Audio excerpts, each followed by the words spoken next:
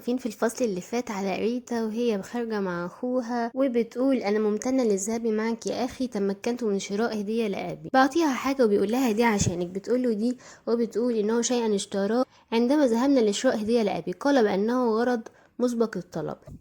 هو بتفتكر وقت ما كانوا بيشتروا الهدايا وبتسأله اذا كان هيقوم بتفقد الهدية بتاعته ولا لا، بيقول لها لا، علينا ان احنا نذهب، انا اثق بمهارات كايدن. هو بيرجع المشهد ليهم هم قاعدين في العربية وبتقول ام يكن من المفترض ان تكون دي هدية ابي.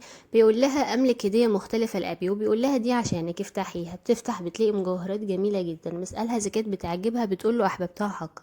بيقول لها انا مبسوط، وبيقول لها على الرغم من ان هو متأخر تهانينا على بلوغ سن جورج يا اختي. بتكون مبسوطة جدا إيريتا. بتنقل من المشهد لإريتا وهي متخفية وبتقول تمكنت من التسلل، استخدمت السحر لتغيير لون شعري، عشان كده مفيش حد هيميزني.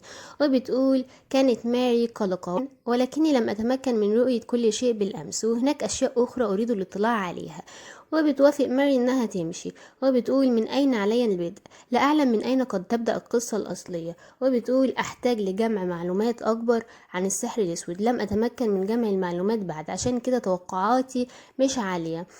وبتقول دي العاصمة، أكيد إن أنا هلاقي شيء ما. وبتدخل على مكتب بتقول قبل 300 سنة حضرت الإمبراطورة السحر الأسود، وبعد كده مسحت جميع المعلومات المتعلقة بالسحر الأسود. مفيش. وبتقول مفيش هنا كمان. وفجأة بتوقع كتاب، بتقول ايه ده، كنت على وشك السقوط. هو بتقول ليه الكتاب ده على الأرض؟ هي دي كتب عن السحر أيضا؟ هو بتفتحه بتشوف فيه يتطلب السحر الأسود روح ساحر كثمن، لكن بعد دراسة طويلة اكتشف السحرة طريقة لتجنبهم التضحية بأنفسهم، وذلك من خلال التضحية بروح طفل صغير. وبتقول الأكثر فاعلية بينهم هو ذلك الذي ولد قبل أقل من 100 يوم، طفل حي. وبتقول ده شيء أعرفه بالفعل، وهناك حقيقة أخرى لم تكتب هنا، إذا لم تقدم التضحيات بانتظام يفقد السحرة قوتهم. وبتقول عشان كده السحرة السود المتعطشين للقوة كانوا يختطفون الأطفال ويقدمونهم كقرابين، بسبب ده تم التضحية ب100,000 طفل.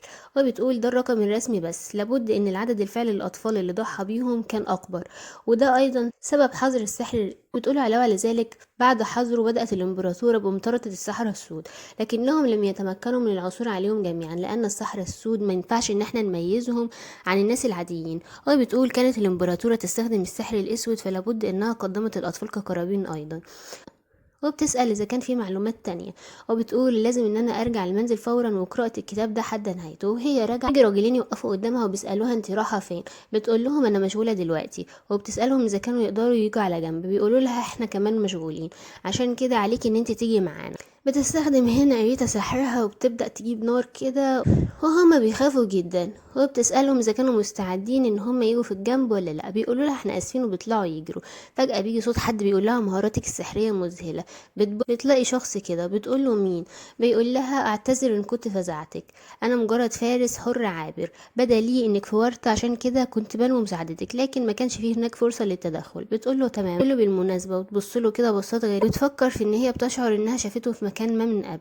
بيسألها اذا كانت بتعجبها ملامحه عشان بتبصله كتير. بتقوله عذرا قلت انك فارس سابقا. بيقول لها ايوه فارس حر اسافر لاماكن مختلفة. وبيقول لها كنت في العاصمة من اكتر من شهر. بتقوله حقا انا كمان لم امكث في العاصمة طويلا. وبتسأله اين كنت قبل ان تأتي للعاصمة. بيقول لها كنت في الغالب في المناطق الحدودية، لان الوحوش كانت تجوب بكثرة عدة سنوات. بيسألها ايه اللي اتى بيها للعاصمة. بتفكر هنا وبتقول الشخص ده ما يعرفش انا مين، عشان كده لا ينبغي ان يهم. وبتقوله كنت في الشمال واتيت العاصمة مع عائلتي المرة دي. بيقول لها الشتاء في الشمال. بتقول له ايوه، افترض ان انت زرت الشمال من قبل سيدي الفارس. بيقول لها ايوه، رحت لهناك مره واحده قبل 4 سنوات. بيقول لها تذكر انني واجهت وقتا عصيبا هنا. بتقول قبل 4 سنوات هلعنة بسبب الوحوش. وبتقول له اذا ساذهب في طريقي، ستقلق عائلتي اذا تاخرت. بيقول لها فهمت، انني كنت سعيدا لاني تمكنت من التحدث معك اليوم. وبتقول له انا استمتعت انا كمان ايها الفارس. وبيقول لها في المره القادمه اللي هتشوفيني فيها ممكن ان انت تناديني ليان، مش كده؟ تقول له ده سمح لنا القدر. بتفكر في ان هم اكيد هيلتقوا مجددا. وبتقول كما لو اننا نعرف بعضنا البعض بالفعل. وبتقول له تمام، لو التقينا مرة أخرى هخبرك باسمي أيضا. وبيكون تفكيرها في نفس الوقت إن ده مستحيل، فهما ما يعرفوش بعضهم البعض. وبتودعه وبتقول له عد بأمان للمنزل. هو بيتنقل بينا المشهد ليها وهي قاعدة بتقرا في الكتاب وبتقول: لكي يتم إنشاء أداة تمييز السحرة هناك عنصر ضروري، وبمجرد تحضيره هيكون هناك حاجة لمساعدة ساحر متقدم أو أعلى. وبتقول: إزاي اكتشفوا الطريقة دي أصلا؟ العنصر المطلوب هو من بين جميع الجواهر الأغلى ثمنا الألماس. وبتقول: مش هيكون الحجم عادي كافيا، أي شخص لا يملك المال لن يكون قادر حتى على صنعه. وبتسأل إذا كانت تقدر تثق بالكتاب ده. وبتقول: عندي ثروة شخصية أكتر من كافية في هذه الأثناء، ومن أجل تغيير مصير عائلتي ومعرفتي بالعمل الأصلي وإنجازات البطلة إلى المستعارة، أنشأت عدة مشاريع مربحة وانتزعت 2 من الأفراد الموهوبين. وبتقول: بالمستوى ده من الاستعدادات يجب أن تصبح مساعدة كاليون أسهل بكتير. بتقول: بالطبع هيكون من الأفضل لو أصبح كاليون ولي العهد دون أي مشاكل، لكن إن قام الإمبراطور بتعيين كاليون ولي عهد فلن يبقى جانب الأمير مكتوف الأيدي. وبتقول: الاستعداد لذلك الوقت أحتاج إلى العثور على دليل قاطع على استخدام الإمبراطور السحر الأسود. بتقول: بسبب ده سرقت انجازات ايلا، وايلا هتفهم ده اكيد. وبتقول: لو كنت اعرف بس السبب وراء انحياز عائلتي للامير الاول. هيتنقل بينا المشهد ليورزن كايسي. ده يا جماعة بيكون تاجر من عائلة نبيلة عنده موهبة استثنائية في عالم التجار، ودلوقتي عنده روابط سطحية وهو رئيس التجار، وهو أحد الأشخاص اللي جعلتهم إيلا في صفها. بتقول: في العمل الأصلي ومساعدة إيلا أنشأ يورزن نقابة التجار الخاصة بيه.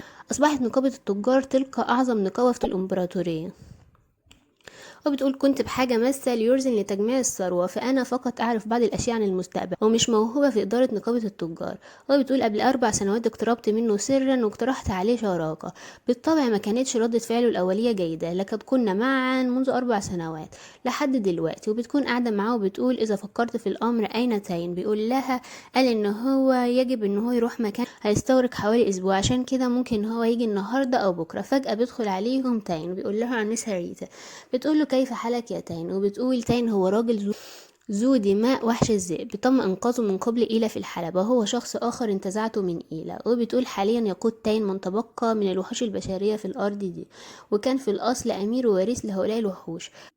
وبتقول: في العمل الأصلي كان تاين كبير جدا مقارنة بالآخرين، عشان كده ما تخيلتش أبدا إن هو هيكون صغير للحد ده.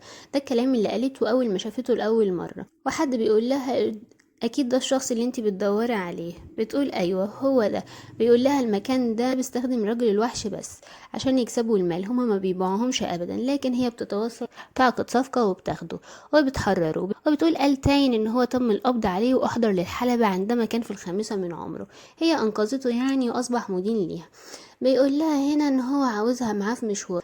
فعلا بتروح معاه المشوار اللي هو عاوزها فيه، وبتقول له: كان بامكانك الذهاب بمفردك. بيقول لها ان هو عايز ان هو يشوفها لانه بقاله كتير ما شافهاش.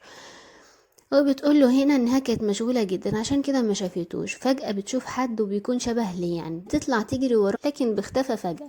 بتتساءل شافت غلط ولا لا. وبتقول للي معاها انها ظنت انها شافت شخص تعرفه، لكن لابد انها اخطأت. وبتعتذر منه وبتقول له: يلا نمشي. بيجي فعلا ليان واللي بيكون حالته خطرة جدا، وبيقول: ما كنتش عاوز ان انا اقابلك في الحالة دي.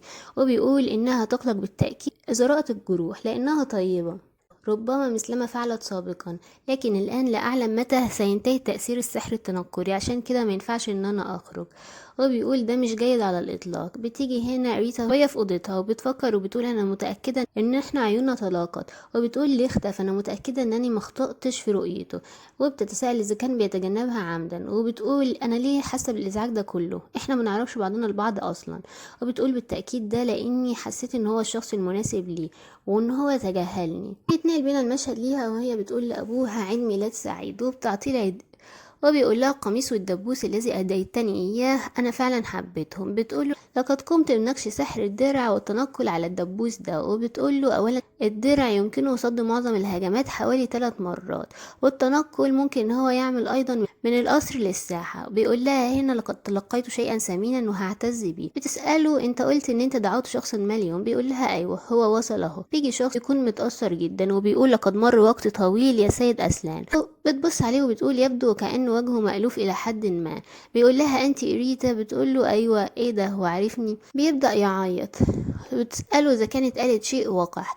أبوها بيقول له: أنت بدأت تعيط تاني، ما زلت طفل تبكي كثيرا. وبيقول له: هتصاب إريتا بالصدمة.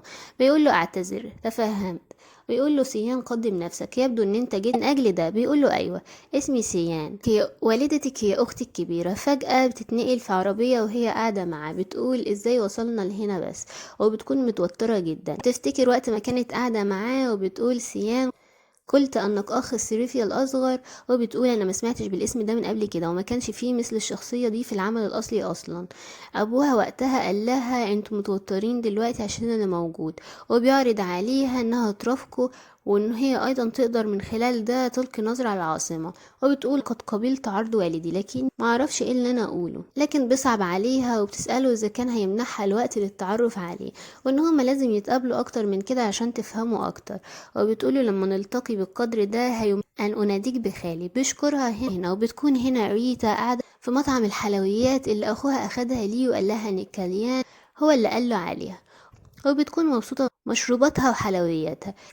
بيجي هنا ليانا عليها، بتقول سيدي الفارس.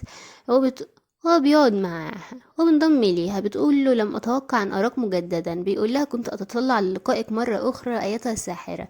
بتتساءل إذا ما كانش هو ليان أصلا اللي شافته في المرة اللي فاتت، لكن ما بتسألوش بشكل مباشر. بيقول لها لقد قدمت طلبا إلى سيدتي في المرة الماضية، هل تتذكرين؟ بتقول طلب، وبعدين بتقول أيوة أنا فاكرة. وبتقول له ممكن انا اناديك بالسيد ليان دلوقتي؟ بيقول لها كما تشائي. وبيقول لها انا سعيد لانك منساتيش. وبتقول لقاء ليان كان الجزء الاكثر تميزا في حياتي اليوميه. وبتقول ما كنتش متوقعه حقا ان التقي بك مجددا بهذه الطريقه. وبتقول له اسمي هو ريتا. بيقول لها ان ده اسم جميل جدا. بتقول له اسم السيد ليان جميل كمان. بتضايق جدا وبيبان على وشه. بتتساءل اذا كان ما بيحبش اسمه ولا ايه. هو بتسأله ايه اللي اجى بيك لحد هنا يا سيد ليان؟ يقول لها في الواقع كنت بزور المتجر ده من حين لآخر منذ مدة، وإنها زيارته الأولى لي من وقت رجوعه. هو بيقول لها كانت والدتي بتحب الحلويات كتير. فبتقول له هنا بفضل والدتك تمكنا من اللقاء مجددا. بيقول لها ده صحيح، ممكن لازم ان انا اشكر والدتي لانها جعلتنا نلتقي مجددا يا انسه. وبيمسك ايدها وبيقول لها اذا ما كانش عندك اي خطط اخرى ممكن ان ناخدك لحظه من الوقت. بتقوله تمام. بياخدها فعلا، وبيكون تفكيرها بما اننا التقينا هكذا فلابد ان هذا القدر.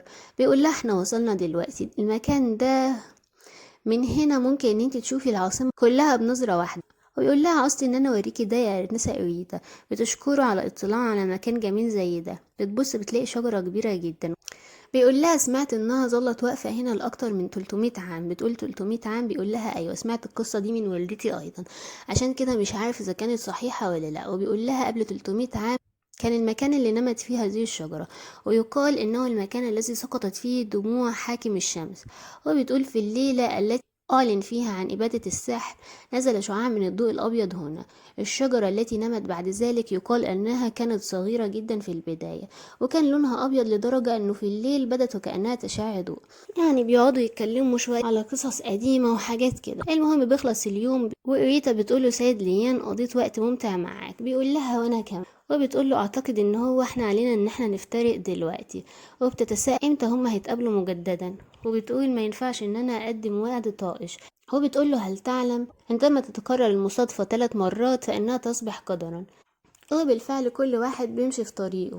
بيجي هنا ليان وهو داخل على شخص كده، وبيقول له ايه اللي استغرق الوقت ده كله. بيسأله ليان اذا كان بخير، وبيقول له زي العسكري بيليق بيه هو كمان. الشخص اللي معاه بيقول خطى اقدام ماذا تفعل؟ لقد تأخرت ساعتين عن الموعد المحدد ومع ذلك تبدو هادئا تماما. بيقول له هنا ليان كان في سبب وجيه لده. بيقول له هو حدث شيء في نقابة المعلومات؟ ويقول له لا، ما وجدتش الكثير من المعلومات. بيسأله الشخص إذا كان ده صحيح لأن جلالته بيبتسم، ومر وقت كبير جدا من أول مرة شافوا إن هو يبتسم بالعفوية دي. فجأة بيتغير شكل ليان، واللي بيتضح إن هو أصلا ولي العهد كليان. احنا بنتفاجئ كلنا طبعا. بيقول عندما أفكر في الأمر ذلك الإزعاج بسبب الصداع الذي كنت أعاني منه أيضا نسيت الأمر تماما. يبدو أن الوقت اللي قضيناه معا كان أفضل مما توقعت. بيقوله المساعد بتاعه ما عنديش وقت لكل ده، أنا جهزت الزي الرسمي عشان كده لازم إن أنت تغير بسرعة. بيسأله إذا كان أخوه هيحضر. بيقوله أيوة، ولي العهد الأول هيحضر كمان. يا ترى إيه الاجتماع اللي هو رايحه ده، وإيه اللي هيحصل بينه وبين ولي العهد والإمبراطورة، وامتى ريتا هتعرف ان هو اصلا كليان؟ ده اللي هنعرفه من خلال الفصل الجاي. ما تنسوش تعملوا لايك واشتراك في القناه، سيبوا رايكم في كومنت لان ده بيفرق جدا جدا جدا. الى اللقاء في الفصل القادم.